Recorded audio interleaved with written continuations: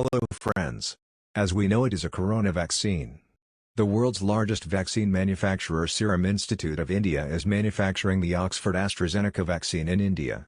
This vaccine has been developed from a weakened version of the common cold-causing virus, adenovirus, in chimpanzees. It was changed to look like coronavirus. After genetic engineering of this virus, it is inserted into the human body, then it does not cause any disease. This makes a special type of protein, which prompts the immune system to make antibodies. And when the coronavirus infection occurs, it provokes antibodies to attack. 2 doses are given to people at an interval of 4 to 12 weeks. It is very easy to store as it requires a temperature of 2 to 8 degrees. Due to this, its easy distribution can be possible. The vaccine developed by Pfizer Biotech, on the other hand, has to be stored at a temperature below -70 degrees. International clinical trials from Oxford AstraZeneca's vaccine Covishield show that when people were given a half dose and then a full dose, it was up to 90% effective.